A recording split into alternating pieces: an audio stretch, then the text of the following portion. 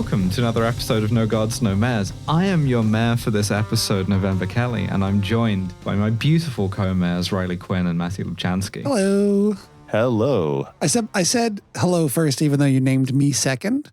Mm-hmm. To do confusion. I'm doing listener confusion. That's Absolutely. Yeah. As it's my turn, I thought that we would talk about Philip Lum Jr., the two-time mayor of Colma, California. And this episode exists because of an anonymous tip that I got. I love that my life now includes anonymous tips of the form, you should look into this mayor. And honestly, this required probably more research than I was capable of, but I think I got like sort of a podcast amount out of it. There is definitely more story here, right? There is a kind of a long read here that has yet to be written. So consider this the sort of higher level of you should look into this mayor. And really, this isn't so much a sort of like a high concept thing like the T. Dan Smith episode or the Benjamin Butler episode. This is a case of like finding a kind of compellingly weird story, or at least I hope so. But before we get into that, we have a little segment called Breakfast Update, called item updates. Ring, ring. I'm here with an item. Hello. I'm calling in with an item. Can I call in with an item? We have callers?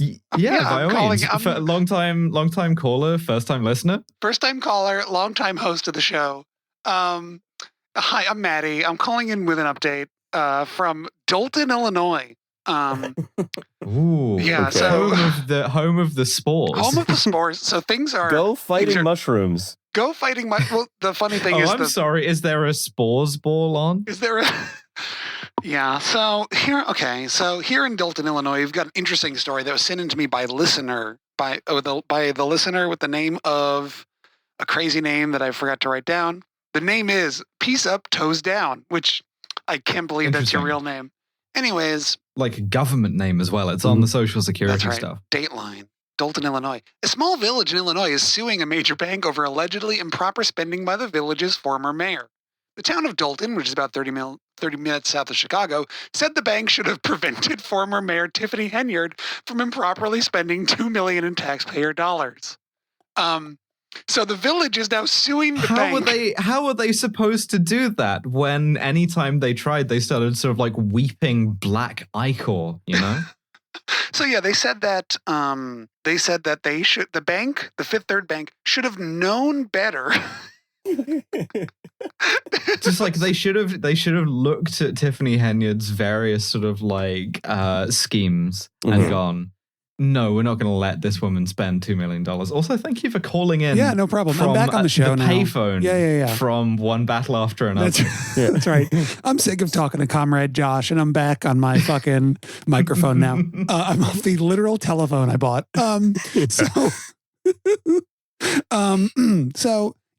the bank, the town is saying that the bank should have known that she was insane and bad at spending money, and that they want all the money back.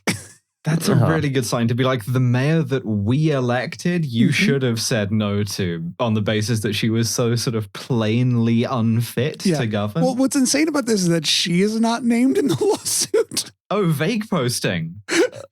So hold on, is that the city, the village, the village is suing the bank, saying you enabled too much malfeasance, because this is just, there are so many examples of like the last refuge of someone who was scammed is to be like, okay, maybe I can sue the platform that let me get scammed on the grounds that I'm an irresponsible dumbass. Yeah, exactly. Basically, you kind of did the electoral equivalent of handing a toddler a sort of like microtransactions iPad, and you're now sort of like suing the app or whatever. Exactly. You're suing Apple, I suppose. Yeah. That's right.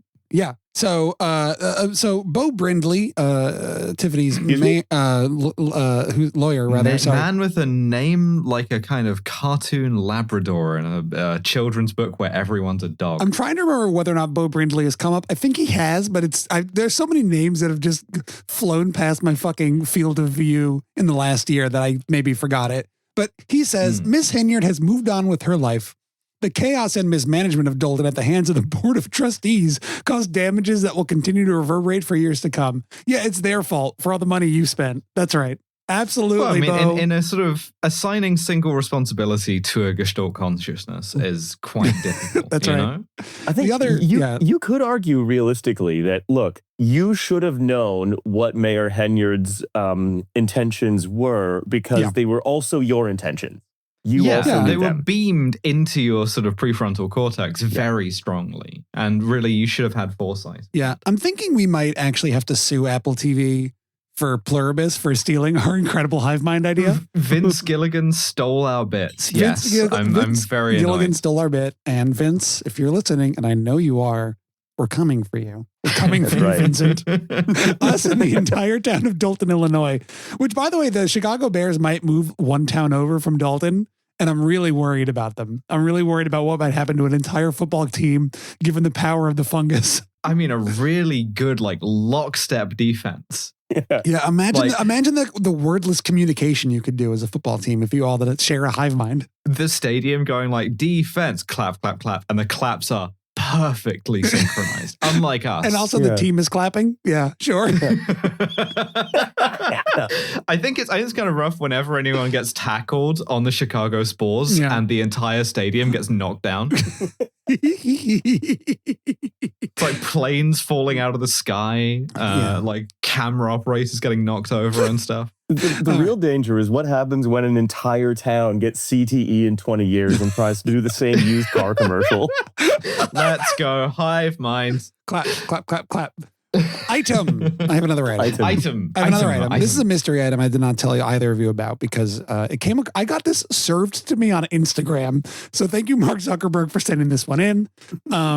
It was just a photo of Curtis Sliwa and a Substack post by the man. So if you head over to curtissliwa.substack.com, you can read this whole piece, which I do not read it yet. Curtis says, there are moments in life when the noise becomes overwhelming. Not the sound of a city, but the noise of expectation, criticism, pressure, and doubt. During those moments, you either find yourself something that steadies you, or you risk losing yourself inside the chaos.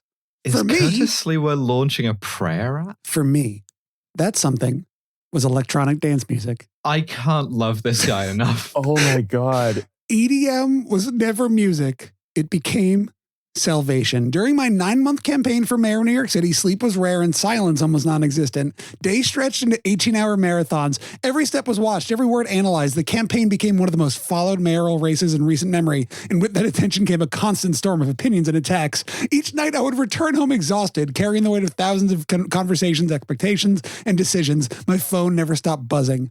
The city never slept, and neither did the pressure. And that's when Nancy and I would turn on the music. Oh my God. So what happened is he clearly one of his, some, I don't know, like dime square Zoomer that tried to hook his fortunes up to Sliwa just in case, gave him his first ecstasy pill. Yeah, I think so. I was thinking that Sliwa's beautiful trans wife got him into Sophie. Yeah. But we don't know. Maybe. I mean, that's just my conclusion. He does say here, most nights began the same way with the Chainsmokers' Don't Let Me Down. The lyrics felt less like a song and more like a conversation with myself. Quote, crashing, hit a wall. Right now I need a miracle. Don't let me down. Okay, but he's so real, right? Because I think one of the most fundamental human experiences is listening to music that is objectively cringe and being wow, that's so me, literally for real. Yeah. And he's cooking with this one, and I really he talks absolutely. about. And I think he talks about discovering EDM in the '80s when he brought the Guardian Angels to Berlin. That's so and cool. he would pass crowded warehouses and underground gatherings, pulsing with sound and light. Inside, strangers moved together without barriers or divisions. No politics, no labels, just energy and connection. This is what Riley sounds like when he texts us from the club. editing in Curtis Sliwa having a moment of genuine empathetic connection into the background of Atomic Blonde. So I think we can safely say that we can add Curtis Sliwa to the roster of guys where it's a shame they're in politics and we wish they had another job. Oh, he's been there, but like genuinely, this is like he's having the Harry Dubois homosexual underground thought about like a Berlin club kid in 1985. Oh yeah, big time. just like he meets like inexplicably for a guy who was born and raised in New York meets a gay guy for the first time in Berlin in the 80s who is just like, oh, I love your jacket, it's so cool, yeah. And he's just like he's in the fucking mind palace about this, and to this day he's good still hat. What does it mean you are into? Yeah, he's still. Oh, this guy's super into fisting. He's really into it. He wants it up. It's like it's his whole thing, really. It's the whole torso. You know, it's not even a side.